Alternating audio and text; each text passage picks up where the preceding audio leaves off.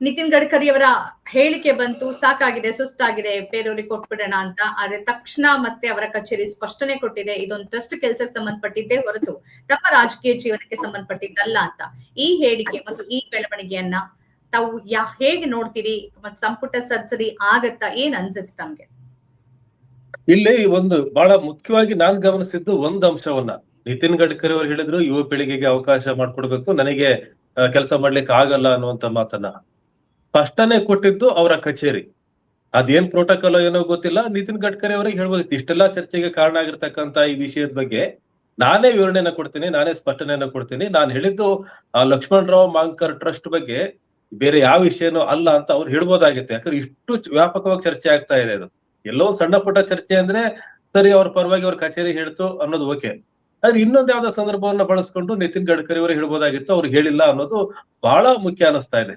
ಯಾಕಂದ್ರೆ ಅವರು ಆ ಮಾತನ್ನ ಆಡಿರ್ತಕ್ಕಂತ ಸಮಯ ಏನಿದೆ ಇದು ಇಷ್ಟೆಲ್ಲ ಚರ್ಚೆಗೆ ಕಾರಣ. ಒಂದು, ಕೇಂದ್ರ ಸಚಿವ ಸಂಪುಟ ಪುನರ್ರಚನೆ ಆಗುತ್ತೆ, ಬಹಳಷ್ಟು ಜನ ಹೊಸ ಮುಖಗಳಿಗೆ ಅವಕಾಶ ಕೊಡಬೇಕು ಅಂತ ಇದೆ. ಈ ನಡುವೆ ಯಾರು ಹೋಗ್ತಾರೆ ಯಾರು ಬಿಡ್ತಾರೆ ಅನ್ನೋದು ಸಹ ಸ್ಪಷ್ಟ ಆಗ್ತಾ ಇಲ್ಲ. ಈಗಾಗಲೇ ಪಕ್ಷ ಪುನರ್ರಚನೆ ಆಗಿದೆ, ಬಹಳಷ್ಟು ನಾಯಕರನ್ನ, ಹೊಸ ಮುಖಗಳನ್ನ, 51 ಹೊಸ ಮುಖಗಳನ್ನ ಈಗಾಗಲೇ ಪಕ್ಷಕ್ಕೆ ತರಲಾಗಿದೆ. ಹಾಗೆ ಸಚಿವ ಸಂಪುಟಕ್ಕೂ ಸಹ ಒಂದು ಏನು ಆಂಟಿ ಇನ್ಕಂಬೆನ್ಸಿ ವೇವ್ ಇದೆ, ಇದನ್ನ ಎದುರಿಸಕ್ಕೆ ಹೊಸ ಮುಖಗಳನ್ನ ತರಲೇಬೇಕಾಗುತ್ತೆ. ಆ ಪ್ರಯತ್ನವನ್ನ, ಆ ಕೆಲಸವನ್ನ ಬಿಜೆಪಿ ಮಾಡೇ ಮಾಡುತ್ತೆ. ಇಂತಹ ಸಂದರ್ಭದಲ್ಲಿ ನಿತಿನ್ ಗಡ್ಕರಿ ಅವರ ಹೇಳಿಕೆ ಬಂದಿದೆ ಒಂದಾದ್ರೆ, ಇನ್ನೊಂದು ಎಥೆನಾಲ್ ಬಗ್ಗೆ ಇಡೀ ದೇಶಾದ್ಯಂತ ಎಲ್ಲರೂ ಮಾತಾಡ್ತಾ ಇದ್ದಾರೆ. ಇದಕ್ಕೆ ಹಲವು ಬಾರಿ ಇವರೇ ಸ್ಪಷ್ಟನೆ ಕೊಡ್ಬೇಕಾಗುವಂತ ನಿತಿನ್ ಗಡ್ಕರಿ ಅವರು ಎಥೆನಾಲ್ ಬಗ್ಗೆ. ಇಂತಹ ಸಂದರ್ಭದಲ್ಲಿ ಅವರು ಈ ಮಾತನಾಡಿದ್ದಾರೆ. ಹಾಗಾಗಿ ಈ 3 ಅಂಶಗಳೇನಿದೆ ಇದನ್ನ ನೋಡಿದ್ರೆ ಈ ಬೇಕಂತಾನೆ ಚರ್ಚೆಯನ್ನ ಮುಂದಕ್ಕೆ ಜನರ ನಡುವೆ ಬಿಟ್ರ ಅಂತಕ್ಕಂತ ಒಂದು ಅನುಮಾನ ಶುರು ಆಗ್ತಾ ಇದೆ. ಆದ್ರೆ ಒಂದು ಏನಂದ್ರೆ, ನಿತಿನ್ ಗಡ್ಕರಿ ಬಿಜೆಪಿಯಲ್ಲಿ ಇದ್ದು ನರೇಂದ್ರ ಮೋದಿ ಅವರಿಗಿಂತ ಸೀನಿಯರ್ ಆಗಿದ್ದು, ಸಂಘದಲ್ಲಿ ಪಕ್ಷದಲ್ಲಿ ಸೀನಿಯರ್ ಆಗಿದ್ದು, 2ನೇ ಅವಧಿಗೆ 3ನೇ ಅವಧಿಗೆ ಪ್ರಧಾನಮಂತ್ರಿ ಆಗ್ಬೇಕು ಅನ್ನೋ ಚರ್ಚೆ ಬಂದಾಗ ಅಥವಾ ಯಾರಾಗ್ತಾರೆ ಅಂತ ಬಂದಾಗ ಬಹಳಷ್ಟು ಜನಕ್ಕೆ ನಿತಿನ್ ಗಡ್ಕರಿ ಆಗ್ತಾರೇನೋ ಅಂತಕ್ಕಂತ ಒಂದು ಚರ್ಚೆ ಇದ್ದಿದ್ದು ಹೌದು. ಅಂತ ಸಂದರ್ಭದಲ್ಲಿ ಮತ್ತೆ ನರೇಂದ್ರ ಮೋದಿ ಅವರನ್ನ ಸಂಘ ಪ್ರಧಾನಮಂತ್ರಿಯಾಗಿ ಮಾಡ್ತು. ಈಗ ಏನೇ ಆದ್ರೂ ಪಕ್ಷಕ್ಕೆ ಮತ್ತು RSSಗೆ ಅತ್ಯಂತ ನಿಷ್ಠರಾಗಿರ್ತಕ್ಕಂತ ಮತ್ತು ಎಲ್ಲಿಯೂ ಸಹ ಬೇಜವಾಬ್ದಾರಿಯಿಂದ ಅಂದ್ರೆ ಬಿಜೆಪಿಯ ಪಕ್ಕಾ ಒಂದು ಕಟ್ಟರ್ ಅಜೆಂಡಾ ಏನಿದೆ ಆ ರೀತಿ ಮಾತಾಡೋದಕ್ಕಿಂತ ಬೇರೆ ರೀತಿಯಾದಂತಹ ಭಾಷೆಯಲ್ಲಿ ಮಾತಾಡ್ತಕ್ಕಂಥ ನಿತಿನ್ ಗಡ್ಕರಿ ಈಗ ಈ ಮಾತನ್ನ ಆಡಿದ್ದಾರೆ ಅಂತಂದ್ರೆ ಈ ಎಲ್ಲಾ ಹಿನ್ನೆಲೆಯಲ್ಲಿ ಇವರ ಮಾತನ್ನ ಅರ್ಥ ಮಾಡ್ಕೋಬೇಕಾಗಿದೆ. ಆದ್ರೆ ಅರ್ಥ ಇನ್ನೂ ಹೊಳಿತಾ ಇಲ್ಲ. ಓಕೆ, ನಮ್ಗೆ ಗೊತ್ತಿರೋ ಹಾಗೆ 2014ರಿಂದ ಇಲ್ಲಿ ತನಕ 14ರಲ್ಲಿ ಅವರು ಕೂಡ ಪ್ರಧಾನಿ ಅಭ್ಯರ್ಥಿ ಆಗಿದ್ರು. ನೀವ್ ಹೇಳಿದಂಗೆ ಸಂಘದ ಬಹಳ ಪ್ರೀತಿ ಪಾತ್ರರವರು, ನಾಗ್ಪುರ ಅಲ್ಲಿ ಅದನ್ನೇ ಪ್ರತಿನಿಧಿಸ್ತಾರೆ. ಆದ್ರೆ ಬೇರೆ ಬೇರೆ ಕಾರಣಗಳಿಂದ ಆಗ್ಲಿಲ್ಲ. ಆದ್ರೆ ಅಲ್ಲಿಂದ ಇಲ್ಲಿ ತನಕ ಬಹುತೇಕ 1-2 ವರ್ಷದ ಕೆಳಗೆ ಕಳೆದ ಲೋಕಸಭೆ ಚುನಾವಣೆ ತನಕನು ನರೇಂದ್ರ ಮೋದಿ ಸಂಪುಟದಲ್ಲಿ ಯಾರು ಅತ್ಯಂತ ಸಕ್ರಿಯವಾಗಿ ಮತ್ತು ಹೆಚ್ಚು ಕೆಲಸ ಮಾಡ್ತಾರೆ, ಯಾವ ಸಚಿವರು ಅಂತಂದ್ರೆ ಗಡ್ಕರಿ ಅವರ ಹೆಸರೇ ಕೇಳಿ ಬರ್ತಿತ್ತು. ಅದರಲ್ಲೂ ಹೆಚ್ಚು ನ್ಯಾಷನಲ್ ಹೈವೇಸ್ ಇರ್ಬೋದು ಅಥವಾ ಬೇರೆ ಬೇರೆ ನೀವ್ ಹೇಳ್ದಂಗೆ ಮಾತನಾಡೋ ಸಂದರ್ಭದಲ್ಲಿ ಕಟ್ಟರ್ ಹಿಂದುತ್ವದ ಭಾಷೆ ಅವ್ರ ಬಾಯಲ್ಲಿ ಬರ್ತಾ ಇರ್ಲಿಲ್ಲ. ಇದೆಲ್ಲಾ ಕಾರಣಗಳಿಗಾಗಿ ಅವ್ರು ಸ್ವಲ್ಪ ಒಂದು ಸೆನ್ಸಿಬಲ್ ವ್ಯಕ್ತಿ ಅಂತಾನು ಗುರುತಿಸ್ಕೊಂಡಿದ್ರು. ಇನ್ನೊಂದು ಕೆಲಸ ಮಾಡ್ತಾರೆ, ಮಾತು ಕಡಿಮೆ ಅಂತ. ಅವ್ರ ವಿರೋಧಿಗಳು ಕೂಡ ಯಾರಪ್ಪ ಮೋದಿ ಸಂಪುಟದಲ್ಲಿ ಕೆಲಸ ಮಾಡ್ತಾರೆ ಅಂತಂದ್ರೆ ಅದ್ ನಿತಿನ್ ಗಡ್ಕರಿ ಅಂತಾನೆ ಹೇಳ್ತಿದ್ರು. ಇದ್ದಕ್ಕಿದ್ದಂಗೆ 2 ವರ್ಷದಲ್ಲಿ ಆ ಚಿತ್ರಣ ಹೆಂಗ್ ಬದಲಾಯ್ತು? ಇದಕ್ಕೆ ಏನ್ ಅನ್ಸುತ್ತೆ ತಮ್ಗೆ ಇದ್ರ ಬಗ್ಗೆ? ನಿತಿನ್ ಗಡ್ಕರಿ ಬಹಳಷ್ಟು ಸಂದರ್ಭದಲ್ಲಿ ಇಂತಹ ಮಾತುಗಳನ್ನ ಜನರ ನಡುವೆ ಚರ್ಚೆ ಹುಟ್ಟಾಕ್ಬೇಕು ಅಂತನೋ ಅಥವಾ ಮನಸ್ಸಿನ ಒಳಗಿನ ಮಾತುಗಳನ್ನೋ ಪದೇ ಪದೇ ಆಡ್ತಾ ಬಂದಿದ್ದಾರೆ. ನನಗೆ ಒಂದು ನೆನಪಿದೆ, ಜನರನ್ನ ಮೂರ್ಖರನ್ನಾಗಿ ಮಾಡುವಂತವನು ನಾಯಕನಾಗ್ತಾನೆ ಅನ್ನುವಂತ ಮಾತನ್ನ ಕೆಲವು ವರ್ಷಗಳ ಹಿಂದೆ ಆಡಿದ್ರು. ಆದ್ರೆ ಯಾರನ್ನ ಉದ್ದೇಶಿಸಿ ಆಡಿದ್ರು, ಅಲ್ಲಿ ಆ ಸಂದರ್ಭದಲ್ಲಿ ವೋಟ್ ಚೋರಿ ಬಗ್ಗೆ ಬಹಳ ದೊಡ್ಡ ಚರ್ಚೆ ನಡೀತಾ ಇತ್ತು. ಅಂತ ಸಂದರ್ಭದಲ್ಲಿ ಜನರನ್ನ ಮೂರ್ಖರನ್ನಾಗಿ ಮಾಡುವ ನಾಯಕ ಆಗ್ತಾನೆ ಅನ್ನುವಂತ ಮಾತನ್ನ ಆಡಿದ್ರು. ಮತ್ತೆ ಅದಕ್ಕೆ ಇವರು ಅವರ ಕಚೇರಿಯೂ ಸ್ಪಷ್ಟನೆ ಕೊಡ್ಲಿಲ್ಲ, ಇವರು ಸ್ಪಷ್ಟನೆಯನ್ನ ಅಥವಾ ಅದು ಏನು ಆ ರೀತಿ ಅಲ್ಲ ಈ ರೀತಿ ಅಲ್ಲ ಅಂತ ಯಾವ ಮಾತನ್ನು ಸಹ ಹೇಳಿಲ್ಲ ಆ ಸಂದರ್ಭದಲ್ಲಿ. ಬಹುಶಃ ಈಗ ಅವರು ಹೇಳಿದ್ದಾರೆ, ಈಗ ಅವರ ಕಚೇರಿ ಹೇಳಿದೆ ಈ ಮಾತನ್ನ ಈ ಅರ್ಥದಲ್ಲಿ ನೋಡಿ, ನೀವು ಬೇರೆ ಯಾವುದೇ ಕಂಟೆಸ್ಟ್ ಅಲ್ಲಿ ನೋಡಬೇಡಿ ಅಂತ ಹೇಳಿ. ಬಹುಶಃ ಅವರಿಗೆ ಒಂದು ಸೂಚನೆ ಬಂದಿದೆ, ನಿಮ್ಮ ಮಾತುಗಳ ಪರಿಣಾಮ ಏನಾಗ್ತಿದೆ ಗೊತ್ತಾ, ಏನಾಗ್ತಿದೆ, ಯಾವ ರೀತಿ ಚರ್ಚೆ ನಡೀತಾ ಇದೆ, ನೀವು ಇದಕ್ಕೆ ಸ್ಪಷ್ಟನೆಯನ್ನು ಕೊಡಬೇಕು ಅನ್ನುವಂತ ಒತ್ತಡ ಅವರಿಗೆ ಬಂದಿರಲ್ಲ ಅಂತ ಹೇಳಿಕ್ ಸಾಧ್ಯ ಇಲ್ಲ. ಯಾಕಂದ್ರೆ ಈಗ ಎಂತೆಂತ ಹೇಳಿಕೆಯನ್ನು ಕೊಟ್ಟರು ಸಹ ಸ್ಪಷ್ಟನೆಯನ್ನು ಕೊಡ್ಲಿಕ್ಕೆ ಹೋಗಿದ್ದಿಲ್ಲ, ಅವ್ರ ಕಚೇರಿಯು ಸ್ಪಷ್ಟನೆಯನ್ನು ಕೊಟ್ಟಿದ್ದಿಲ್ಲ. ಈಗ ಸ್ಪಷ್ಟನೆಯನ್ನ ಕೊಟ್ಟಿರೋದು ನೋಡಿದ್ರೆ ಒತ್ತಡ ಸೃಷ್ಟಿಯಾಗಿದೆ ಮತ್ತು ಈ ಸ್ಪಷ್ಟನೆಯನ್ನ ಕೊಡುವುದರ ಮೂಲಕ RSS ಬಿಜೆಪಿ ಒಂದು ಬೇರೆ ತರದ ಸಂದೇಶವನ್ನ, ಇಲ್ಲ ಆತರ ಅಲ್ಲ, ಅವ್ರು ಹೇಳಿದ ನಿಜವಾದ ಅರ್ಥ ಏನಿದೆ ಅದು ನಿಜವಾದ ಅರ್ಥ ಅಲ್ಲ, ನಾವೇನ್ ಹೇಳ್ತಾ ಇದೀವಿ ಅಥವಾ ಏನ್ ಸ್ಪಷ್ಟನೆ ಇದೆ ಇದು ಅರ್ಥ ಅಂತ ಜನರ ಮನಸ್ಸಿಗೆ, ಜನರಿಗೆ ಹೇಳ್ತಕ್ಕಂತ ಪ್ರಯತ್ನವನ್ನ ಮಾಡ್ತಾ ಇದೆ. ಇದನ್ನ ನೋಡಿದಾಗ ಏನೋ ಸರಿ ಇಲ್ಲ, ಇಲ್ಲಿ ಏನೋ ನಡೀತಾ ಇದೆ ಅನ್ನೋದಂತೂ ಗೊತ್ತಾಗ್ತಾ ಇದೆ.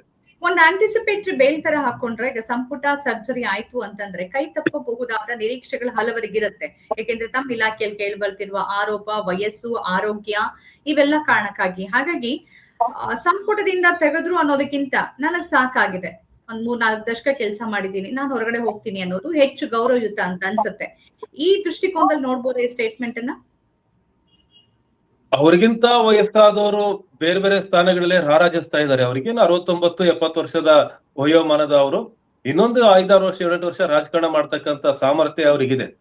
ಇದೊಂದು ಪಾಯಿಂಟ್ ಆದ್ರೆ, ಮತ್ತೆ ಇಡೀ ಸಚಿವ ಸಂಪುಟದಲ್ಲಿ ಹೆಚ್ಚು ಆಕ್ಟಿವ್ ಇರತಕ್ಕಂತ ಮತ್ತೆ ವಿರೋಧ ಪಕ್ಷದವರ ಪ್ರೀತಿಯನ್ನು ಗಳಿಸಿದಂತ ಪ್ರಿಯಾಂಕಾ ಗಾಂಧಿ ಅವರೇ ಸೆಷನ್ ಅಲ್ಲಿ ಒಂದ್ಸರಿ ನಿಮ್ ಅಪಾಯಿಂಟ್ಮೆಂಟ್ ಬೇಕು ಅಂತ ಕೇಳಿ ಅಲ್ಲೇ ಅವರು ಎಷ್ಟು ಸೌಹಾರ್ದವಾಗಿ ಮಾತಾಡಿದ್ದನ್ನ ಇಡೀ ದೇಶ ನೋಡಿದೆ.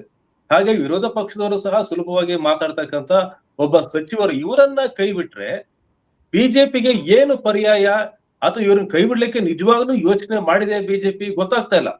ನಿತಿನ್ ಗಡ್ಕರಿ ಅಂತ ಮತ್ತು ರಾಷ್ಟ್ರೀಯ ಹೆದ್ದಾರಿ ವಿಷಯದಲ್ಲಿ ಒಂದಿಷ್ಟು ಮಟ್ಟಿಗೆ ಕೆಲಸವನ್ನ ಮಾಡಿದೆ ಅಂತ, ಅದನ್ನ ಕೆಲಸ ಮಾಡಿದ್ದನ್ನು ಒಪ್ಕೊಳ್ಳೇಬೇಕಾಗತ್ತೆ, ಮಾಡಿದ್ದಾರೆ ಕೆಲಸವನ್ನ. ಅಂತಹ ವ್ಯಕ್ತಿಯನ್ನ, ಸಾಮರ್ಥ್ಯ ಇರ್ತಕ್ಕಂಥ ವ್ಯಕ್ತಿಯನ್ನ ಕೈ ಬಿಟ್ಟು ಬೇರೆಯವರು ತಗೊಂಡ್ರೆ ಅದರ ಪರಿಣಾಮ ಏನಾಗುತ್ತೆ?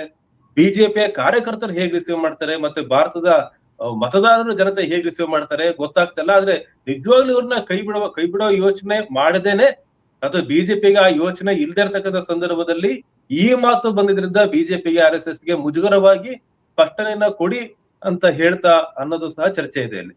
ಓಕೆ, 2024 ಚುನಾವಣೆಯಿಂದನೇ ಒಂದು ಸಣ್ಣ ಡೌನ್ ಫಾಲ್ ಬಿಜೆಪಿ ಒಳಗೆ ಶುರುವಾಯಿತು. ಆದ್ರೆ ಅದು ಹೆಚ್ಚು ಪ್ರಸಿದ್ಧಿಗೆ ಅಥವಾ ತೀರಾ ಕಾಣಿಸ್ಕೊಂಡಿದ್ದು ಜಂತರ್ ಮಂತರ್ ಹೋರಾಟ ಮತ್ತು ಧರ್ಮೇಂದ್ರ ಪ್ರಧಾನ್ ರಾಜೀನಾಮೆಯಿಂದ.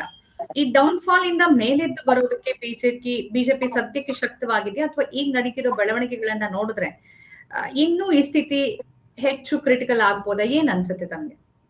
ಬಿಜೆಪಿ ಸಾಕಷ್ಟು ಪ್ರಯತ್ನವನ್ನ ಮಾಡ್ತಾ ಇದೆ. ಬಹುಶಃ 2014-15 ನಂತರ ಬಿಜೆಪಿಯಲ್ಲಿ ಬಹಳ ದೊಡ್ಡ ಸಾಂಸ್ಥಿಕವಾದಂತಹ ಬದಲಾವಣೆ, ದೊಡ್ಡ ಒಂದು ರೀಶಫಲ್ ಪಕ್ಷದ ಒಳಗೆ ಸಂಘಟನೆ ವಿಷಯದಲ್ಲಿ ಆಗಿದ್ದು ಇವಾಗ್ಲೇನೆ. ಈ ಹಿಂದೆ ನಡೆದಂತ ಚುನಾವಣೆಯಲ್ಲಿ ಅದಾದ್ಮೇಲೆ 2 ಚುನಾವಣೆಗಳಾಗಿದೆ. 2 ಚುನಾವಣೆಯ ಸಂದರ್ಭದಲ್ಲೂ ಸಹ ಇಷ್ಟೊಂದು ದೊಡ್ಡ ಮಟ್ಟದ ಸಾಂಸ್ಥಿಕ ಬದಲಾವಣೆ ಆಗಿದ್ದಿಲ್ಲ. ಹಾಗಾಗಿ ಬಿಜೆಪಿ ಈ ಪರಿಸ್ಥಿತಿನ ಎದುರಿಸಲಿಕ್ಕೆ ಬೇರೆ ಬೇರೆ ರೀತಿಯಾದಂತಹ ತಯಾರಿಯನ್ನ ಮಾಡ್ಕೊಳ್ತಾ ಇದೆ. ಮೊದಲನೇ ಹೆಜ್ಜೆಯಾಗಿ ಪಕ್ಷವನ್ನ ಸಂಘಟನಾತ್ಮಕವಾಗಿ ರೀಶಫಲ್ ಮಾಡಿ ಹೊಸ ಮುಖಗಳನ್ನ ಮುಂದಕ್ಕೆ ತಂದಿದೆ. ಈಗ ಮುಂದಿನ ದಿನಗಳಲ್ಲಿ ಆಂಟಿ ಇನ್ಕಂಬೆನ್ಸಿನ ಎದುರಿಸಲಿಕ್ಕೆ ಈಗ ಸದ್ಯದ ಕಾರ್ಯಕ್ರಮ ಅಂತಂದ್ರೆ ಸಂಪುಟವನ್ನ ರೀಶಫಲ್ ಮಾಡ್ತಕ್ಕಂಥದ್ದು, ಹೊಸಬರಿಗೆ ಅವಕಾಶ ಮಾಡ್ಕೊಡ್ತಕ್ಕಂಥದ್ದು, ಮತ್ತು ಪಕ್ಷ ಎಲ್ಲಿ ವೀಕ್ ಇದೆ ಅಂತ ಜಾಗದಲ್ಲಿ ನಾಯಕತ್ವವನ್ನು ಕೊಟ್ಟು ಅಂತ ಕಡೆನಲ್ಲಿ ಸಚಿವರನ್ನಾಗಿ ಮಾಡ್ತಕ್ಕಂಥದ್ದು ಆ ಪ್ರಯತ್ನವನ್ನ ಖಂಡಿತ ಮಾಡುತ್ತೆ. ಬಹುಶಃ ಈ ಬಾರಿ ಸಚಿವ ಸಂಪುಟ ರೀಶಫಲ್ ಆಗತ್ತೆ ಅಂತಂದ್ರೆ ನಮ್ಮ ಕರ್ನಾಟಕ, ತಮಿಳುನಾಡು ಇಲ್ಲೂ ಸಹ ಬಹಳಷ್ಟು ಜನ ಒಂದಿಷ್ಟು ಹೊಸ ಮುಖಗಳಿಗೆ ಅವಕಾಶ ಸಿಗಬಹುದು ಅಂತಕ್ಕಂಥ ನಿರೀಕ್ಷೆಯೂ ಸಹ ಇದೆ. ಇದು ಇನ್ನೊಂದು ಪ್ರಯತ್ನ ಅವ್ರು ಮಾಡ್ತಾ ಇರ್ತಕ್ಕಂಥದ್ದು. ಬಹುಶಃ ಇನ್ನು 3ನೇ ಪ್ರಯತ್ನ ಅವ್ರು ಮಾಡ್ತಕ್ಕಂಥದ್ದು ಎಲೆಕ್ಷನ್ ಸಂದರ್ಭದಲ್ಲಿ ಯಾರಿಗೆ ಅನಿರೀಕ್ಷಿತ ಅಭ್ಯರ್ಥಿಗಳನ್ನ ಹಾಕಿ ಅನಿರೀಕ್ಷಿತವಾಗಿ ಅವ್ರನ್ನ ಗೆಲ್ಲಿಸಿ, ಈ ಕಂಗನಾ ರನೌತ್ ತರ ಆ ತರದ ಅಭ್ಯರ್ಥಿಗಳನ್ನ ಅವ್ರು ಗೆಲ್ಲಿಸಿ ತಗೊಂಡ್ ಬರ್ತಕ್ಕಂಥ ಪ್ರಯತ್ನವನ್ನು ಸಹ ಆ ಸಂದರ್ಭದಲ್ಲೇ ಮಾಡಬಹುದು. ಬಟ್ ಇಮಿಡಿಯೇಟ್ ಕ್ರಮ ಅವ್ರ ಎದುರಿಗೆ ಇರೋದು ಈಗ ಸಂಪುಟ ಪುನರ್ ರಚನೆ. ಇದ್ರ ಜೊತೆಗೆ ಇನ್ನು ಬೇರೆ ಬೇರೆ ಅಸ್ತ್ರಗಳೇನಿದೆ ಅವೆಲ್ಲವನ್ನು ಬಿಜೆಪಿ ಪ್ರಯೋಗ ಮಾಡ್ತಾ ಇದೆ. ಬೇರೆ ಬೇರೆ ನರೇಟಿವ್ಸ್ ಗಳ ಮೂಲಕ, ಬೇರೆ ಬೇರೆ ಮೀಡಿಯಾಗಳ ಮೂಲಕ, ಸೋಷಿಯಲ್ ಮೀಡಿಯಾಗಳ ಮೂಲಕ ನಿರಂತರ ಪ್ರಯತ್ನ ಬಿಜೆಪಿ ನಡೀತಾ ಇದೆ. ಆದ್ರೆ ಇಲ್ಲಿ ಮೇಲುಗೈ ಕಾಣಿಸ್ತಾ ಇದೆ.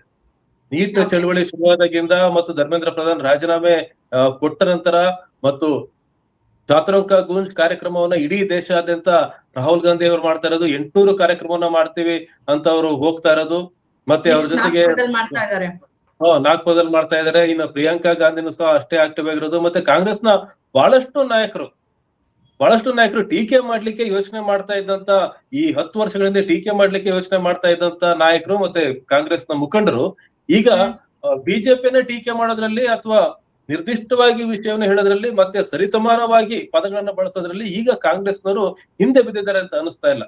ಹಾಗಾಗಿ ಫೋರ್ಸ್ ಈಗ ಕಾಂಗ್ರೆಸ್ ಅಲ್ಲಿ ಕಾಣ್ತಾ ಇದೆ. ಈ ಫೋರ್ಸ್ ಅನ್ನ ಅಣೆಕಟ್ಟು ಹಾಕ್ಲಿಕ್ಕೆ ಕಾಂಗ್ರೆಸ್ ಬಿಜೆಪಿ ಪ್ರಯತ್ನವನ್ನ ಮಾಡ್ತಾ ಇದೆ. ಆದ್ರೆ ನೇಪಾಳದಲ್ಲಿ ಬಂದಂತ ಪ್ರವಾಹ ಯಾವಾಗ ನುಗ್ಗುತ್ತೆ ಗೊತ್ತಾಗಲ್ಲ.